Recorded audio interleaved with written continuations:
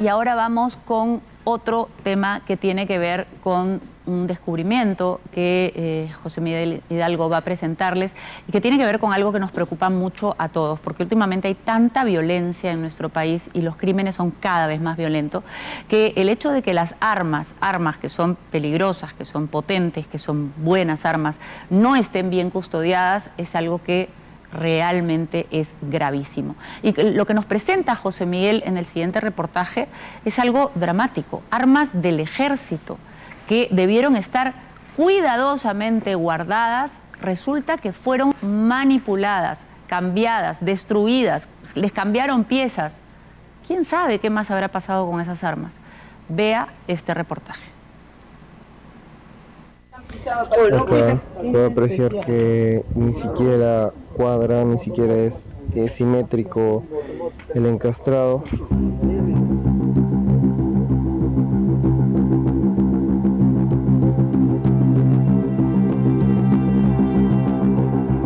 Esa parte dice mucho de la original, no tiene las hendiduras.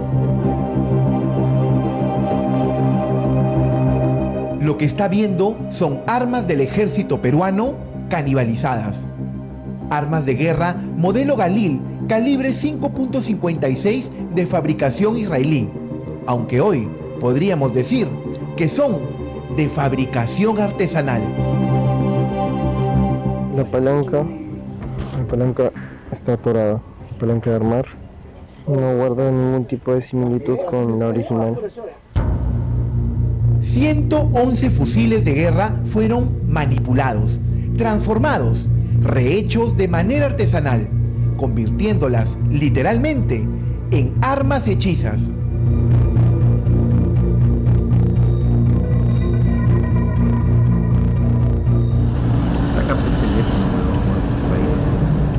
Y todo ocurrió dentro de un almacén del ejército, donde en teoría ningún arma se mueve sin que sea minuciosamente registrada.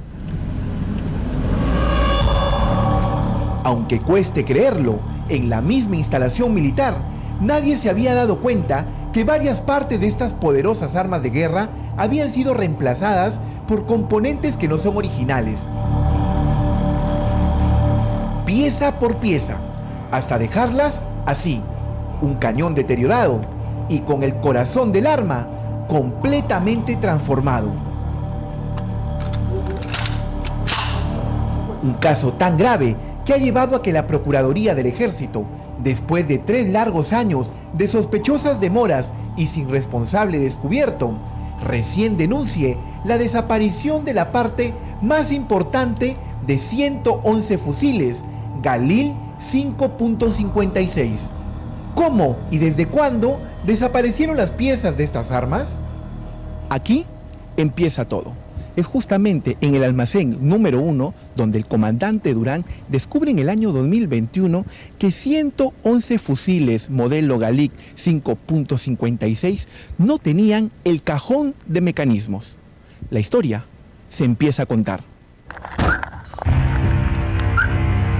En exclusiva, Cuarto Poder accedió a documentación del Ejército del Perú, donde se demuestra que alguien, para no despertar sospechas, fue sacándole de a pocos las principales piezas a estas armas hasta dejarlas inservibles. El 11 de enero de 2021, el comandante Zanoni Durán ingresa como nuevo comandante del Batallón de Material de Guerra 512. Él sustituye al comandante Ricardo Jaramillo, quien durante el relevo entrega la documentación de las armas sin novedad. ¿Qué ocurre?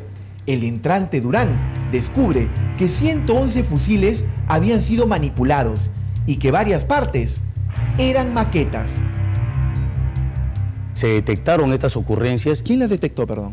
El comandante entrante en un relevo que tenía con una gestión saliente. Un comandante a quien le advierte que justamente falta el cajón de mecanismo de 111 fusiles. Dentro de nuestros procedimientos, cuando hay relevo de unidades entre una gestión saliente y entrante, normalmente formulamos inicialmente un informe inicial de relevo. Ese informe inicial de relevo va a su comando superior. Este es el documento donde Durán informa lo que acaba de descubrir y pide a su superior, el jefe del Servicio de Material de Guerra del Ejército, tome medidas urgentes e inicia una investigación. ¿Quién era el general? Insisto con la pregunta, este comandante entrante, ¿a qué general le advierte que había encontrado 111 fusiles sin el cajón de mecanismos? El batallón de armamento, en este caso, depende del Servicio de Material de Guerra, que tiene lógicamente su jefe, el jefe del Servicio de Material de Guerra. El nombre que no quieren mencionar es el del general de brigada Mario Chávez Cresta, el hermano del actual ministro de Defensa, Jorge Chávez Cresta. Él es el oficial que recibe la información sobre la canibalización de los 111 fusiles Galil. Durán intenta que Inspectoría de Material de Guerra haga una investigación y tome medidas, pero el general Chávez le exige al propio Durán la entrega de un informe detallado. ¿Qué había descubierto el nuevo jefe de Material de Guerra del Batallón 512? Este es el informe técnico donde Durán detalla, arma por arma, el estado de los fusiles. En estas fotografías podemos ver cómo han canibalizado las armas, dejándolas prácticamente inservibles. El código 9610-5944. Según el informe, no tiene cubrellamas. Los anillamientos están deteriorados y las ánimas con picaduras. No existe la mira. Ha sido reemplazado el cajón de mecanismos por uno artesanal. No tiene retén de cargadores. No hay aguja percutadora y peor aún gatillo. Tampoco palanca del fiador, agarradera ni culata. Después de todo lo que te he dicho que falta, que está reconstruido y que no es original, ¿qué me queda del arma? En realidad viene a ser un arma hechiza porque no te queda nada. O sea, mientras no tengas la parte interna del arma para poder disparar, como lo que es la aguja, no te sirve el arma para nada. Si no tienes la culata, ¿cómo apoyas el arma? No tienes resortes, a la hora que trate de disparar se te va a salir el disparo, se te puede desarmar el arma. Y si el cañón está dañado, no vas a poder realizar un buen disparo. Entonces, ¿tú llamarías un arma a algo que le falta todo lo que te acabo de decir? En realidad no, porque viene a ser un arma hechiza.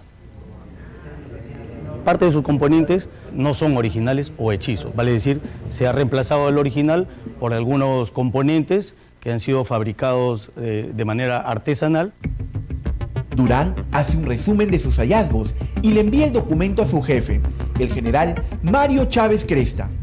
El hermano del ministro ordena sancionar al comandante Jaramillo con 8 días de arresto simple, porque no informó sobre esta grave denuncia. Lo curioso es la evaluación del grado de sanción. No hablamos de un arma, sino de 111. ¿Y 8 días qué indica en esa tabla? ¿Qué es por haber cometido una falta? ¿Qué nivel? Es una falta grave o simple. ¿Grave o simple? Está en el límite entre faltas graves y simple. En el límite entre simple y grave. Lo digo porque acá dice interpuso reconsideración. Sí, es decir, apeló. Exactamente. Todos los oficiales, cuando somos sancionados, tenemos la potestad de solicitar una reconsideración. ¿Y se le bajó después o no?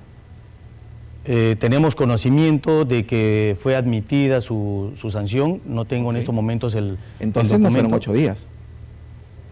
Como le he mencionado, la papeleta es de 8 días. La primera. Claro. No, es la única. Ya. La única sanción.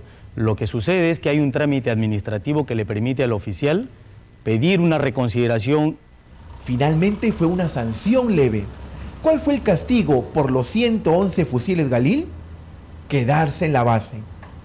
8 días de arresto se califica como una sanción que grave, moderada, leve.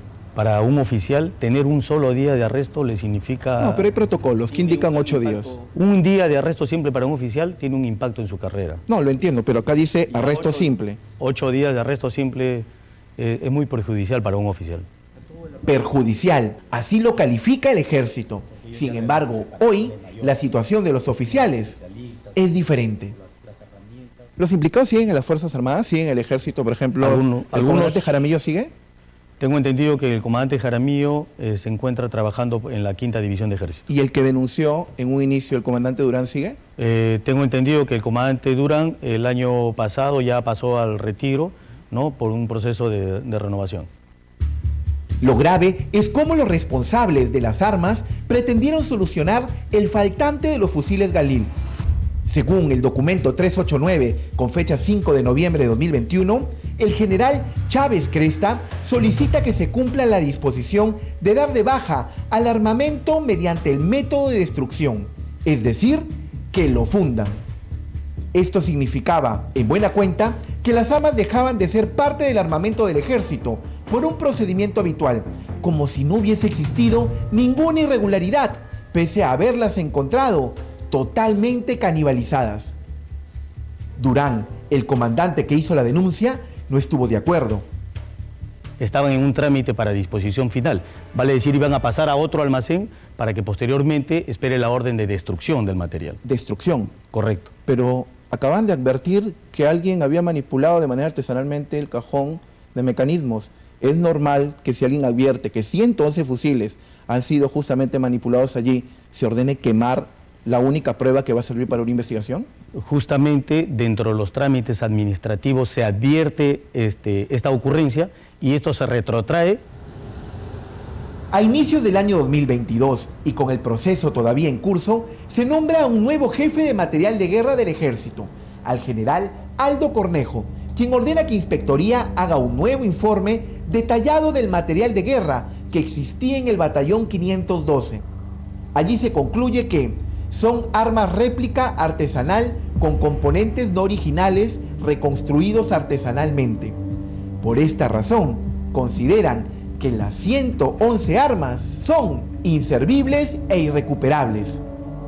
Y es recién el 17 de enero de 2024 cuando la Procuraduría del Ejército decide denunciar al fuero militar la pérdida de los cajones de mecanismo de los 111 fusiles Galil, algo que ya denunciaba el comandante Durán desde el 2021. ¿Pero qué es lo extraño? Según la denuncia que hace la Procuraduría, ellos indican la presunta comisión de infracción penal cometida por el teniente coronel Zanoni Durán y los que resulten responsables. Sí, la Procuraduría del Ejército termina denunciando al oficial que sacó a la luz la pérdida del material de guerra. Si es gracias al comandante Durán que se dan cuenta de todo esto, ¿por qué finalmente Procuraduría denuncia por la comisión justamente de una infracción penal cometida por el comandante Durán? Si ustedes se dieron cuenta por él, ¿por qué lo terminan denunciando a él? Aquí hay que precisar que las sanciones a los responsables de justamente no haber preservado, no haber dado cuenta de cuál es el empleo, el uso que se le dio a estos componentes, fue sancionado en su momento. En apenas una semana, la policía ha logrado incautar fusiles de asalto en manos de la criminalidad. Un caso ocurrido en Chagual, La Libertad, y otro en Ventanilla, lo que confirma que los delincuentes quieren conseguir este tipo de armamento para cometer sus crímenes. Todo aquel soldado que se ponga al margen de la ley deja de ser soldado y se convierte en un delincuente. Aquí no solo habrían cometido infracciones administrativas, sino también delitos, pues es pérdida de material de guerra, o en el peor de los casos, se estarían robando armas o partes de ellas. Por eso es clave que se tomen medidas y se impongan sanciones para evitar que los malos militares del ejército se lleven hasta el último cartucho.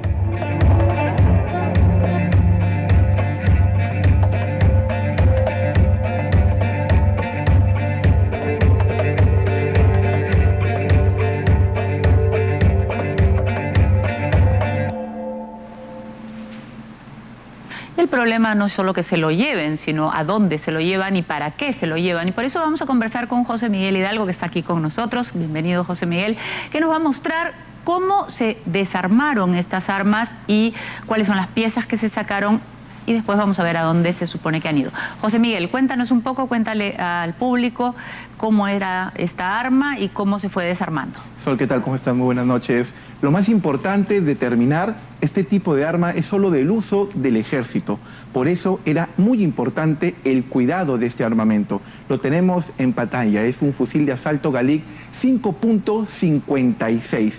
utilizado principalmente para las Fuerzas Armadas, el Ejército. Esa es la culata, una de las partes que aparece en el expediente que también han sido retiradas de estas 111 armas que deberían haber estado vigiladas para que no se perdiera nada. Luego, esto lo más importante, es como el corazón del arma, es el cajón de mecanismos. Aquí es donde se coloca la bala, aquí es donde puede salir percutada, es el corazón. Lo más importante, lo que se cambió y se convirtió en hechizo, como dice el informe, de manera artesanal. Luego tenemos las agujas percutadoras, el gatillo, también aparece en el expediente, todo esto retirado de las 111 armas fusil 5.56. Además están las agarraderas, por ejemplo. Estamos hablando de algunos aditivos, aquellos aspectos mecánicos que se necesitan para que pueda funcionar en óptimas condiciones. Insisto, todas estas partes son importantes para las armas. Y además la parte del cañón, el cubrellamas y todos los mecanismos de anillamientos que iban en la parte interior figuran también como modificadas dentro del informe que hizo el comandante Durán, que se advirtió desde el 2021, 2024 y recién la Procuraduría... Alguien ha estado demorando esa investigación. Como hemos podido demostrar en el informe, expediente tras expediente se pedía, porque lo que se intentaba saber es dónde están estas partes, quién era responsable de esta pérdida. Ahora, al sacar todas estas partes, alguien podría en otro lugar armar un arma nueva, porque las otras partes ya no son esenciales, podrían ser conseguidas de otra calidad en el mercado negro o en cualquier parte, y se podría armar un fusil de casi igual calidad que terminaría, ¿dónde?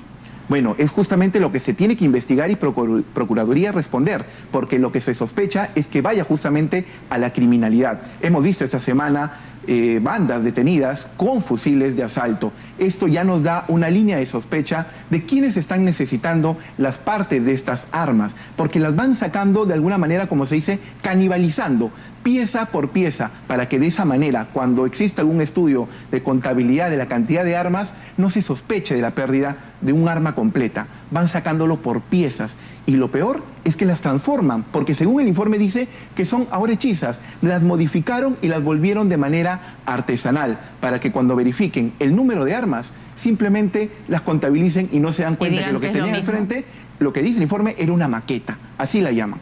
Bueno, muchísimas gracias, José Miguel. Esperamos sinceramente que sea la investigación correspondiente y sobre todo que estas armas no hayan llegado a manos de los delincuentes. No te vayas por ahí, José Miguel.